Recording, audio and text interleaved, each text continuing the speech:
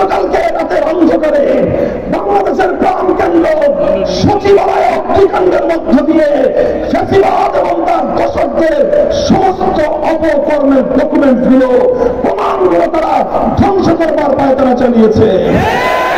মনে রেখো, বাংলাদেশ বিরোধী ভিনদেশী আধিপত্যবাদী শক্তি আগুন দিয়ে তোমরা ফাইলপত্র পুড়িয়ে ফেলতে পারবে।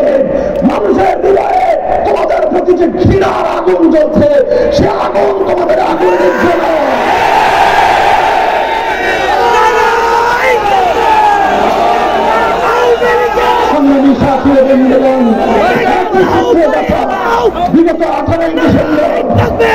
বিগত 18ই ডিসেম্বর টঙ্গীর ইজতেমার মাঠে রাতের অন্ধকারে ঘুমন্ত তবলিগের সাথীদেরকে যারা হত্যা করেছে, তারা কোনো তবলিগের সাথী নয়, তারা সেই ভিনদেশী কিরণক, বাংলাদেশ বিরোধী, ইসলাম বিরোধী চক্র। বাংলাদেশের মুসলমানদের মধ্যে রক্তক্ষয়ী সংঘাত বাঁধিয়ে দেওয়ার পায়তারা চালিয়েছে। এই সংঘাতের ষড়যন্ত্রকে আমাদের যে কোনো মূল্যে রুখে দাঁড়াতে হবে।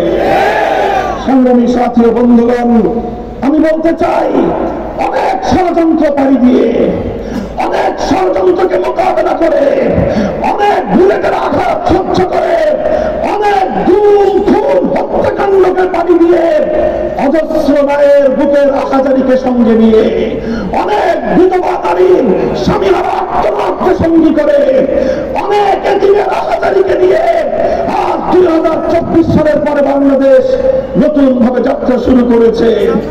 এই যাত্রাকে সফল করার জন্য এই বিগত সকল দোষ অন্যায়কারীদেরকে, সকল হত্যাকারীদেরকে যথাযথভাবে বিচারের মাধ্যমে দৃষ্টান্তমূলক শাস্তি নিশ্চিত করতে হবে। তাদেরকে তাদের বিচার নিশ্চিত হওয়ার আগ পর্যন্ত রাজনীতিতে তাদেরকে পুনর্বাসন করবার কোনো পায়তারা সহ্য করা হবে না। আমরা বিরোধী দলীয় নেতৃবৃন্দকে বলতে চাই, আপনাদের রাজনৈতিক খেলা জমানোর জন্য, আপনাদের ইদানির বিরাল খেলা জমানোর জন্য, ফ্যাসিবাদকে রাজপথে নেমে আসবার জন্য যদি আপনার স্পেস তৈরি করে দিতে চান, আপনাদের স্পেস দেশের মানুষ সংকীর্ণ করে দেবে। উচ্চারণ করে দিয়ে বলতে চাই, বাংলার মানুষের রক্তে যাদের হাত ভঞ্জিত, সেই খুনিদেরকে বাংলাদেশের রাজনীতিতে পুনর্বাসন করবার যে কোনো ষড়যন্ত্র রক্তের মাধ্যমে আমরা মোকাবেলা করে দেবো। আমরা রক্ত দেব, আমরা প্রয়োজনে জীবন দেব, শাহাদাত বরণ করব। শহীদ আবু সাঈদ এবং মুগ্ধের মতো বাংলার ঘরে ঘরে আবার তোমার শহীদদের জন্ম হবে। তবুও ফ্যাসিবাদকে বাংলার রাজনীতিতে পুনর্বাসিত হতে দেওয়ার জন্য সংগ্রামী সাথী ও বন্ধুগণ, আমি অন্তর্বর্তীকালীন সরকারকে আজ এই ঐতিহাসিক গণ-অভ্যুত্থান পরবর্তী সরকারের প্রতি উদাত্ত আহ্বান জানাতে চাই। আপনাদের হাতে সীমিত সময়, এই সময়ের সর্বোচ্চ সদ্ব্যবহার করুন। চারিদিকে আপনাদের শত্রুরা ঘেরা, শত্রুদের চক্রান্ত সম্পর্কে আপনার আরো চৈতন্য হন এবং রাষ্ট্রীয় যে সকল প্রতিষ্ঠানগুলোকে বিগত সরকার ধ্বংস করে দিয়েছে, সেই প্রতিষ্ঠানগুলোকে দ্রুত সংস্কার করুন। সংবিধানে প্রয়োজনীয় সংস্কার আনুন। অনেক সংস্কারের কথা বলা হয়েছে, আমরা একটি চূড়ান্ত সংস্কারের কথা বলি। সেই কথা হলো এই ৯৭% মুসলমানদের বাংলাদেশে কোরআন সুন্নাহ বিরোধী, ইসলামী শরিয়া বিরোধী কোন আইন কার্যকর হতে পারবে না, কোন বিধিমালা কার্যকর হতে পারবে না, কোন নীতিমালা কার্যকর হতে পারবে না। সংস্কারের মাধ্যমে এই ধারা সংবিধানের মধ্যে আপনারা সংযুক্ত করুন। সংগ্রামী সাথী ও বন্ধুগণ, এভাবে আমরা হাতে হাত রেখে বাংলাদেশের সকল ইসলামী রাজনৈতিক সংগঠনগুলোর প্রতি উদাত্ত আহ্বান জানাই। আমরা আমাদের মধ্যকার পারস্পরিক খুঁটিনাটি সকল বিরোধকে দুপায়ে ধরে পেছনে ফেলে আসুন, হাতে হাত থেকে টেকনাফ থেকে তেঁতুলিয়া ইসলাম কঠিন একটি ইসলামে ঐক্য করে তুলি। এরপর ইসলামী শক্তিগুলো ঐক্যবদ্ধ হয়ে দেশপ্রেমিক অন্যান্য শক্তিগুলোকে আজকে আমরা ঐক্যবদ্ধ করি। মনে রাখতে হবে, বাংলাদেশ আজ দুই ভাগে বিভক্ত। বাংলাদেশ আজ দুই ভাগে বিভক্ত। এক ভাগ হলো ভিনদেশী দালাল, আরেক ভাগ হলো দেশপ্রেমিক জনতা। আবার বলছি, বাংলাদেশ আজ দুই ভাগে বিভক্ত। এক ভাগ বাংলাদেশ বিরোধী ভিনদেশী দালাল চক্র, আরেক ভাগ হলো বাংলাদেশের দেশপ্রেমিক জনতা। দেশপ্রেমিক এই জনতাকে বিভক্ত করে বাংলাদেশের স্বাধীনতা রক্ষা করা যাবে না। বিএনপি, জামায়াতে ইসলামী, ইসলামী আন্দোলন বাংলাদেশ, খেলাফত মজলিস, জমিয়ত উলামা ইসলাম, নিজামে ইসলাম, গণ অধিকার পরিষদ, গণতন্ত্র মঞ্চ সহ সকল রাজনৈতিক পক্ষগুলোকে বলবো, যেভাবে ফ্যাসিবাদকে ঐক্যবদ্ধভাবে মোকাবেলা করা হয়েছে, এখনো আমাদের মধ্যে বিভক্তির রেখা টানবার সময় আসে নাই। সীমান্তের অপর প্রান্ত থেকে এখনো ফেলানির হত্যাকারীরা রক্তচক্ষু নিয়ে বাংলাদেশের দিকে তাকিয়ে আছে। রক্তমাখা লোক জিহ্বা তারা ব্যবহার করে দিচ্ছে। ওই রক্তমাখা লোক জিহ্বা কেটে ফেলতে হবে, রক্তমাখা লোক জিহ্বা কেটে ফেলতে হবে। আর কোন ফেলানিকে আমরা কাঁটাতারে ঝুলে থাকতে দেখতে চাই না। আমার সীমান্ত রক্ষী আর একজন ভাইয়ের রক্তাক্ত লাশ আমরা দেখতে চাই না। আত্মমর্যাদা সম্পন্ন, মাথা উঁচু করা বাংলাদেশ স্বনির্ভর মাথা উঁচু করে দাঁড়াতে চায়। অন্যের আধিপত্যকে বাংলাদেশ মানবে না। যদি সীমান্তের অপর প্রান্তের শত্রু পরিচয়ের, বন্ধু পরিচয়ের শত্রু রাষ্ট্রগুলো যদি আমাদের দিকে প্রকৃত বন্ধুত্ব প্রদর্শন করতে চায়, ওয়েলকাম। আর যদি আবার ষড়যন্ত্র করতে চায়, 20 কোটি জনতা ইসলাম পরিবর্তন করে ষড়যন্ত্রের মোকাবেলা করবে ইনশাআল্লাহ। সংগ্রামী সাথী ও বন্ধুগণ, আমার বাংলাদেশ খেলাফত যুব মজলিসের প্রাণপ্রিয় নেতা কর্মীরা, এভাবেই যদি আমরা পথ চলতে পারি, আমাদের মঞ্জিল কিন্তু আরো বহুদূর। আমাদের চূড়ান্ত মঞ্জিল একটি ইসলামী বিপ্লব। আমাদের চূড়ান্ত লক্ষ্য আল্লাহর জমিনে আল্লাহর খেলাফত কায়েমের সংগ্রামকে সফল করা। আমরা ততদিন শান্ত হব না যতদিন আমরা খেলাফতকে রাষ্ট্রীয় শাসক হিসেবে পাব না। আমাদের চূড়ান্ত স্লোগান হবে হয়তো খেলাফত, হয়তো খেলাফত। খেলাফত প্রতিষ্ঠার সংগ্রামকে চূড়ান্ত গন্তব্যে পৌঁছার জন্য প্রস্তুত থাকবেন তো আপনারা? আউযু বিল্লাহি মিনাশ শাইতানির রাজীম। বিসমিল্লাহির রহমানির রহিম। কাম মিন ফিআতিন কালিলাতিন গালাবাত ফিআতান কাসীরাতান বিইذنিল্লাহ আল্লাহু মা'আস সাবিরিন। সাদাকাল্লাহুল আযীম। প্রতিষ্ঠার 15 বছর পূর্তিতে বাংলাদেশ খেলাফত যুব মজলিসের উদ্যোগে আয়োজিত আজকের এই ঐতিহাসিক যুব সমাবেশ বাংলাদেশের প্রাণকেন্দ্র জাতীয় মসজিদ বাইতুল মোকাররমের দক্ষিণ গেট চত্বর সংলগ্ন চত্বরে অনুষ্ঠিত হচ্ছে। আজকের এই যুব সমাবেশে উপস্থিত রয়েছেন বাংলাদেশ খেলাফত মজলিসের মোহতারাম আমিরে মজলিস, আজকের সমাবেশের প্রধান অতিথি শাইখুল হাদিস আল্লামা ইসমাইল নূরপুরি।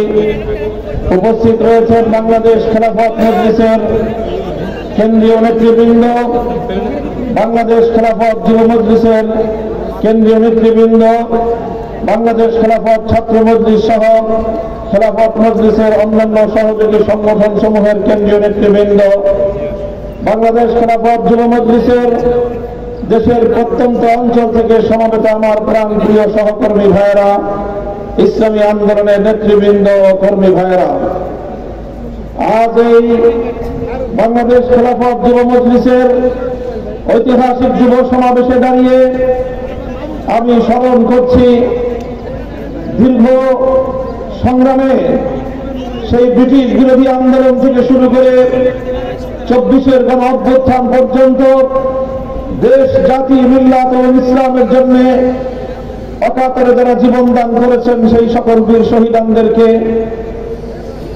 সেই বালাকোটের রণাঙ্গনে শাহাদাত প্রাপ্ত শহীদ আহমদ শহীদ রহমতুল্লাহি আলাইহি, সামেরীর রণাঙ্গনে শাহাদাত বরণকারী হাফেজ জামিল শহীদ রহমতুল্লাহি আলাইহি, 1905 সালের বঙ্গভঙ্গ আন্দোলনের মহান নায়ক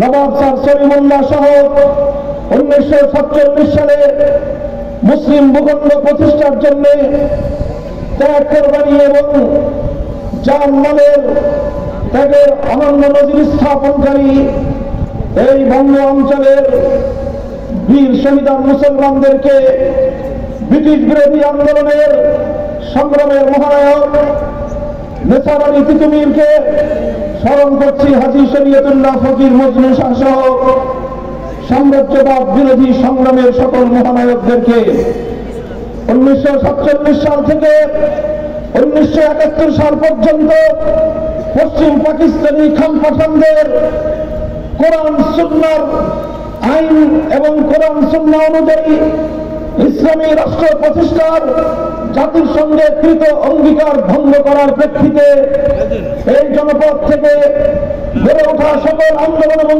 সংগ্রামের শাহাদাত বরণকারী বীর শহীদানদেরকে স্মরণ করছি। 1971 সালের বৈষম্য বিরোধী জুলুমের বিরুদ্ধে, জালিমের বিরুদ্ধে মজলুমের লড়াইয়ে আত্মত্যাগকারী সকল বীর শহীদানদেরকে, এরপরে 1971 সাল থেকে শুরু করে 2024 সালে 24 সাল পর্যন্ত এই স্বাধীন বাংলাদেশে একটি কল্যাণ রাষ্ট্র প্রতিষ্ঠার জন্য জুলুম শোষণ এবং বৈষম্যের পতনের জন্য জুলুম শোষণ এবং বৈষম্যকে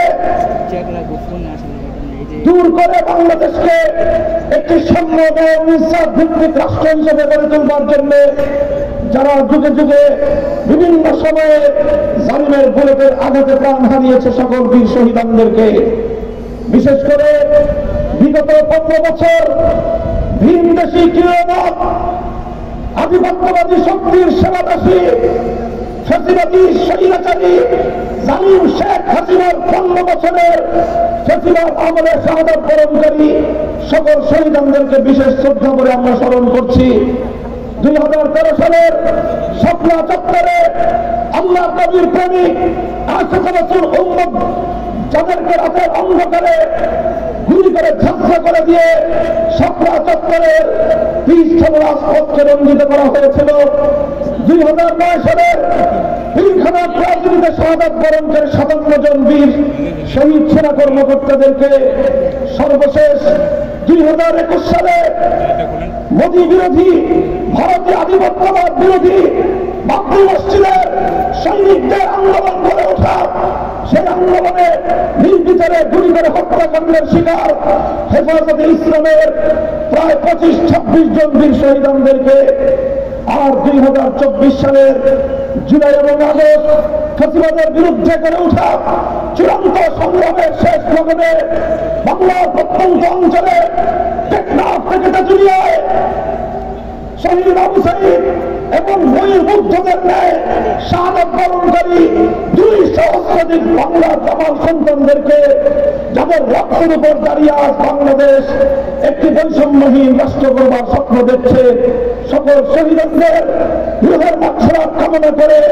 এবং তাদের স্বপ্নে বাংলাদেশ গড়বার দৃঢ় প্রত্যয় নিয়ে আমি বাংলাদেশ খেলাফত যুব মজলিসের সকল কর্মীদেরকে আজকের এই যুব সমাবেশে স্বাগত জানাই, অভিনন্দন জানাই, ধন্যবাদ জানাই এবং আগামী দিনের সেই ধারা অব্যাহত রেখে সংগ্রামকে সামনের দিকে এগিয়ে নেওয়ার উদাত্ত আহ্বান জানাই। সংগ্রামী সাথী ও বন্ধুগণ, আমাদেরকে ঐতিহাসিক জন আকাঙ্ক্ষার কথা মনে রাখতে হবে। ব্রিটিশ বিরোধী প্রায় 200 বছরের আন্দোলন সংগ্রাম আমাদের ভুলে গেলে চলবে না। সেই আন্দোলন সংগ্রামে যেভাবে আমাদের পূর্বপুরুষরা ব্রিটিশের আধিপত্যবাদকে এদেশ থেকে বিতাড়িত করে এদেশে একটি স্বাধীন স্বকীয় নিজস্ব সংস্কৃতির বলিয়ান একটি জাতি রাষ্ট্র গড়ে তোলবার স্বপ্ন দেখেছিলেন, সে স্বপ্নের কথা আমরা ভুলে গেলে চলবে না। 19 শতকের গোড়ার দিকে বঙ্গভঙ্গের মধ্য দিয়ে কলকাতার আধিপত্যবাদকে রুখে দিয়ে এই ঢাকা কেন্দ্রিক মুসলিম জাতিসত্তার উন্মেষ ঘটাবার জন্য এদেশের মুসলমানরা যে সংগ্রাম করেছিল, সে সংগ্রামের সাথে যারা বিশ্বাসঘাতকতা করবে তাদের বিরুদ্ধে সোচ্চার হওয়ার উদাত্ত আহ্বান জানায়। আমাদেরকে মনে রাখতে হবে, সাম্প্রদায়িক উগ্র উস্কানি নেতা রবীন্দ্রনাথ সহ যারা এই পূর্ববঙ্গের উত্থানকে ঠেকিয়ে দেওয়ার জন্য ব্রিটিশদের সঙ্গে মিলে ষড়যন্ত্রের দানা বেঁধেছিল, তাদেরকে কখনোই বাংলাদেশের স্বপ্নপুরুষ হিসেবে, বাংলাদেশের স্বাধীনতার স্বপ্ন পুরুষ হিসেবে এ জাতি পশ্চিমকালেও মেনে নেবে না।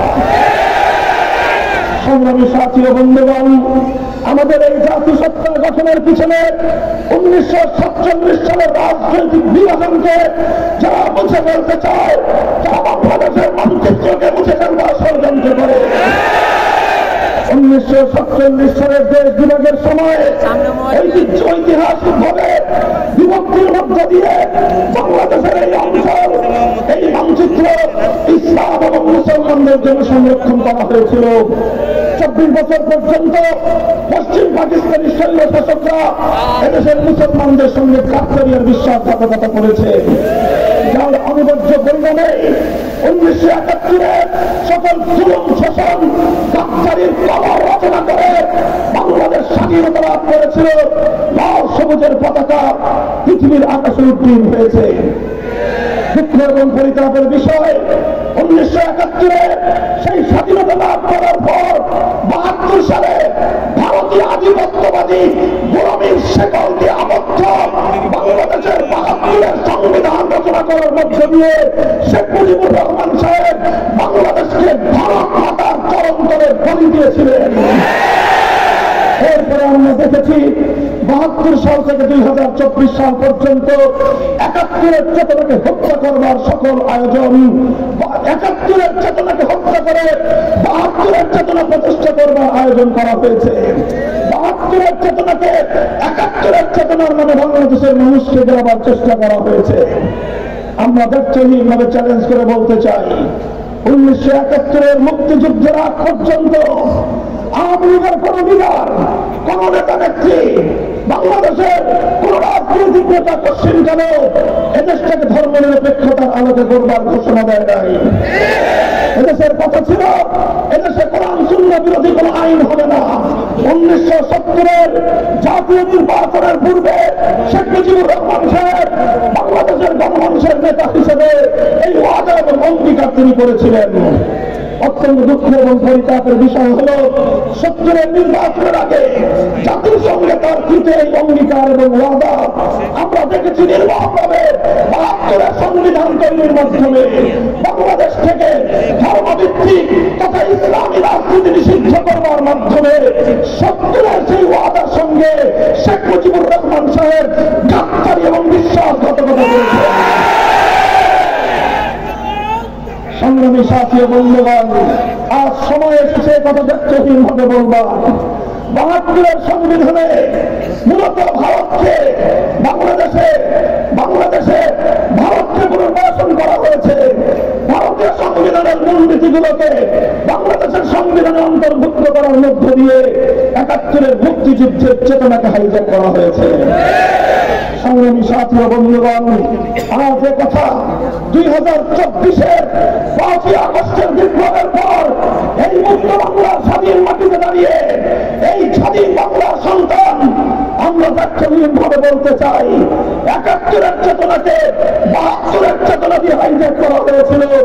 24-এর চেতনা যদি আবার কেউ হাইজ্যাক করার চেষ্টা করে তাহলে ছাত্র জনতার সঙ্গে কাঁধে কাঁধ মিলিয়ে সকল ষড়যন্ত্রের ভঙ্গ জবাব দিতে হবে।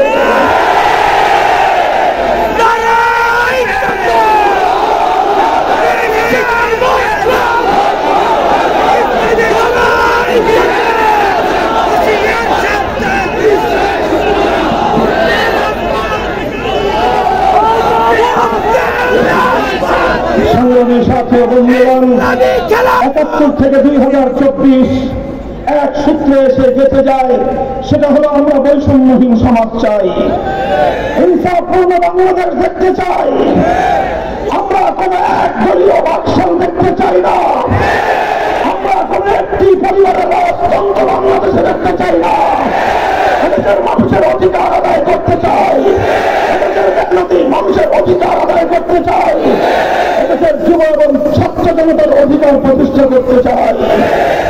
কাজেই সেভাবেই 71-এর সঙ্গে 24-এর চেতনা এক সূত্রে গঠিত রয়েছে। 2024 সালে যে আন্দোলন হয়েছে, যে সংগ্রাম হয়েছে, সেই সংগ্রাম এই অভ্যুত্থান আমাদেরকে চোখে আঙুল দিয়ে দেখিয়ে দেয় অভ্যুত্থানের জন্য সংগ্রামের জন্য যখন কোন জাতি প্রস্তুত হয়ে যায়, আন্দোলন এবং সংগ্রামের জন্য কোন ভূখণ্ড যখন প্রস্তুত হয়ে যায়, ফ্যাসিবাদ এবং জালিমের বুলেট দিয়ে সে যখন অভ্যুত্থানকে রুখে দেওয়া যায় না, মানুষের জাগরণকে বুলেটের আঘাত দিয়ে লক্ষ্য করে দেওয়া যায় না। সুতরাং হে আমার প্রাণ প্রিয় তৌহিদি জনতা, 2024 সালের 5ই আগস্টের বিপ্লব থেকে আমরা অনুপ্রাণিত হয়ে আমরা বিপ্লবের যে সিম্বল, বিপ্লবের যে আইকনিক দৃষ্টান্ত, সেখান থেকে আমরা অনুপ্রাণিত হতে চাই। 2024 সালের বিপ্লবের অন্যতম আইকন ছিল, অন্যতম সিম্বলিক একটা দৃশ্য ছিল আমার তরুণ ছাত্র যুব জনতা। তারা কেউ মাদ্রাসায় পড়ে, কেউ স্কুলের স্টুডেন্ট, কেউ কলেজের ছাত্র, কেউ বিশ্ববিদ্যালয়ে পড়ুয়া, সকল বিভেদের দেয়াল তারা ভেঙে গুড়িয়ে দিয়েছিল। শেখ হাসিনা, তার দশর এবং তার দল আওয়ামী লীগের 50 বছরের রাজনীতি ছিল বাংলাদেশের মানুষকে বিভক্ত করা। তার রাজনীতির প্রধান সূত্র ছিল বিভাজনের রাজনীতি।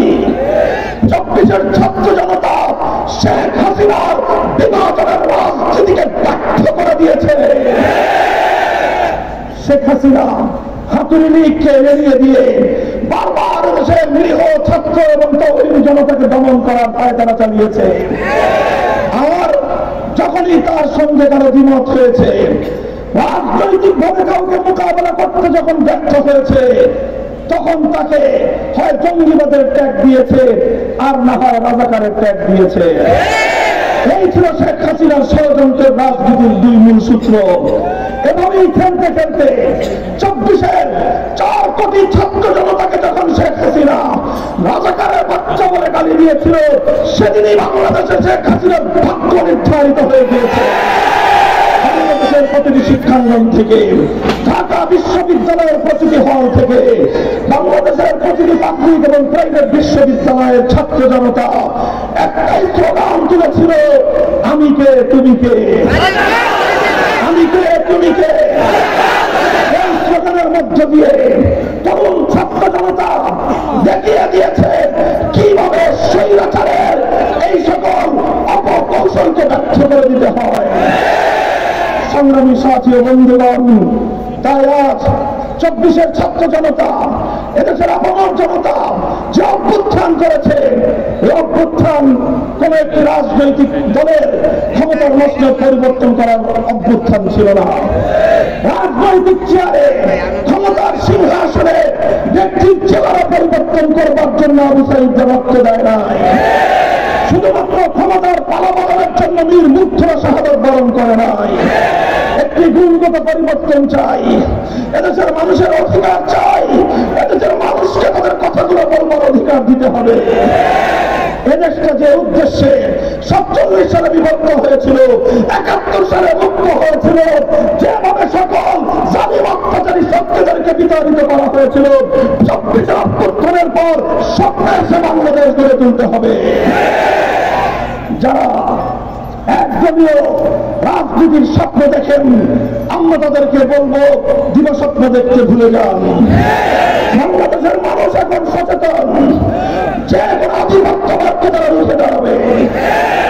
বাংলাদেশকে, বাংলাদেশের মানুষ আজ বৈষম্যহীন বাংলাদেশ দেখতে চায়। বাংলাদেশের মানুষ অর্থনৈতিক মুক্তি চায়। বাংলাদেশের মানুষ মেগা প্রকল্পের নামে মেগা দুর্নীতি দেখতে চায় না। হাজার হাজার কোটি টাকা সকল ব্যাংকগুলো থেকে পাচার করে বাংলাদেশের অর্থনীতির ঝুড়িকে স্থলবিহীন ঝুড়িতে পরিণত করা হয়েছে। গোটা বাংলাদেশকে দেউলিয়া করে দেওয়া হয়েছে। কোন ব্যাংকে বাংলার মানুষ দিয়ে তারা ডিপোজিট রেখে সেখান থেকে চেক দিয়ে তারা তাদের নিত্য প্রয়োজন পূরণ করবার জন্য প্রয়োজনীয় অর্থ তুলতে পারছে না। এই অবস্থা করে দিয়ে গেছে ফাঁসিবাদী শেখ হাসিনা এবং তার দোসরেরা। এক একটি ব্যাংক থেকে 30,000, 20,000 কোটি টাকা পাচার করেছে। এই সকল পাচারকৃত টাকা বাংলাদেশে ফিরিয়ে আনবার জন্য যথাবিহিত ব্যবস্থা গ্রহণ করতে হবে। ফাঁকা মাঠের গুলি দিয়ে বাংলাদেশের মানুষকে আশ্বস্ত করা যাবে না। এই জন্য আমরা বলতে চাই, অর্থনীতির পুনর্গঠনের জন্য এদেশের মানুষকে নিয়ে আপনার নতুন প্রকল্প গ্রহণ করুন, পাচারকৃত সকল অর্থ ফিরিয়ে আনবার ব্যবস্থা গ্রহণ করুন। সংগ্রামী সাথী ও বন্ধুগণ, গুরুত্বপূর্ণ যে কথা আমাদেরকে ভুলে গেলে চলবে না, বিগত আওয়ামী রেজিম সরকারের অন্যতম এজেন্ডা ছিল বাংলাদেশ থেকে ইসলামী চেতনাকে হত্যা করা। আর এই ইসলামী চেতনাকে হত্যা করতে গিয়েই শেখ হাসিনা বাংলাদেশকে দুই ভাগে বিভক্ত করেছিল। এক ভাগ ছিল শাহবাগের নাস্তিক্যবাদের চত্বর, আরেক ভাগ ছিল শাপলা চত্বরের ইমানি জাগরণের চত্বর। শাহবাগ এবং শাপলার এই লড়াইয়ে শাপলা চত্বর বিজয়ী হয়েছে, শাপলা চত্বর বিজয়ী হয়েছে।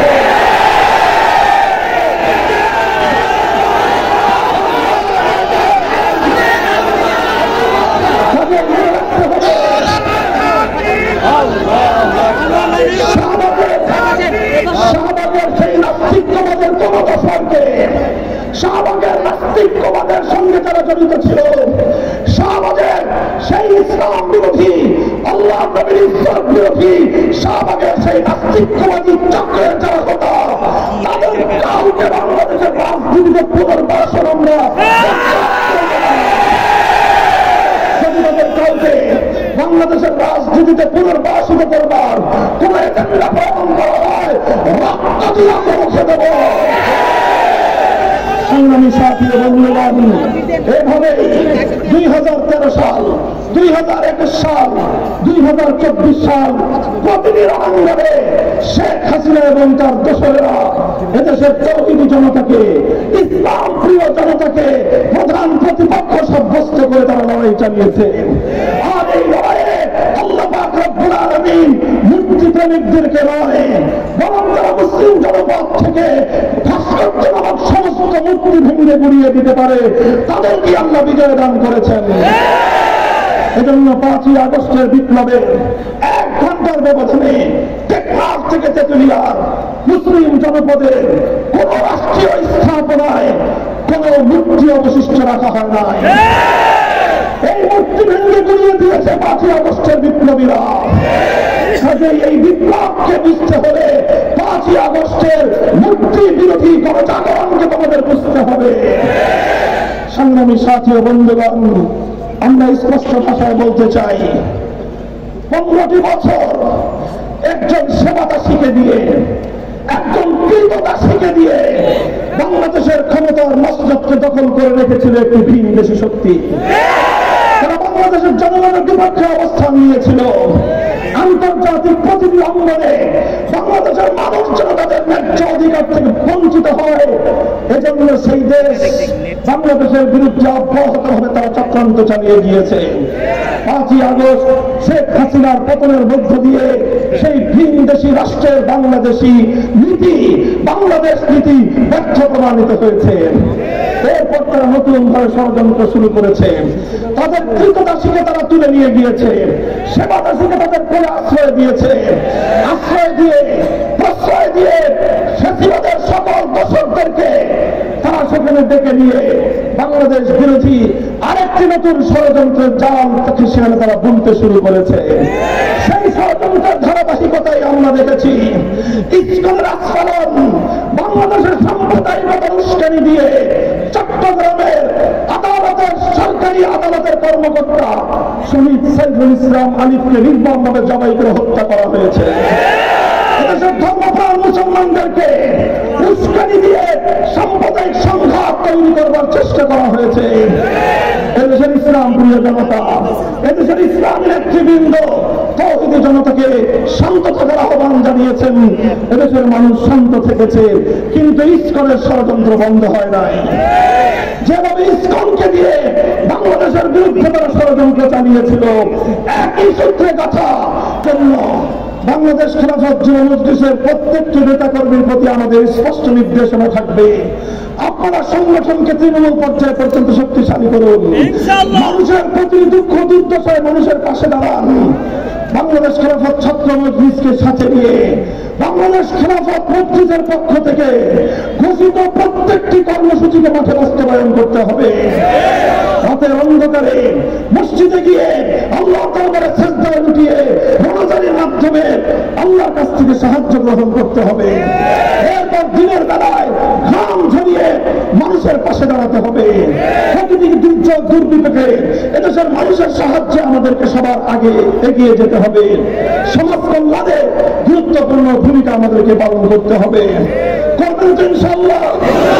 আর এরপরে বিপ্লবের জন্য যখন মাটি প্রস্তুত হয়ে যাবে, খেলাফতের জন্য যখন জাতি সম্পূর্ণ প্রস্তুতি গ্রহণ করবে, এদেশে যখন আল্লাহর দ্বীনের জন্য ঘরে ঘরে আবু সাঈদ পয়দা হবে, চূড়ান্ত বিপ্লবের পক্ষে শহীদি ঈদগাহে যেতে হলে মাথায় কাপড়ের কাপড় বেঁধে শহীদি ঈদগাহে যাওয়ার জন্য প্রস্তুতি গ্রহণ করতে হবে।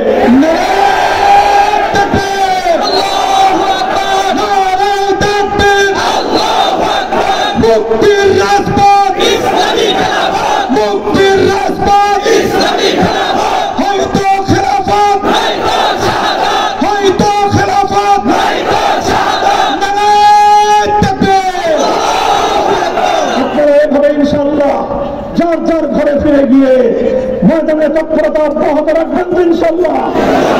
আল্লাহ পাক রব্বুল আলামিন কবুল করেন। আবার দেখা হবে রাজপথে, কথা হবে স্লোগানে স্লোগানে। ততদিন আমরা থামবো না যতদিন আল্লাহর জন্য আল্লাহর দ্বীন পরিপূর্ণ বিজয়ী না হয়।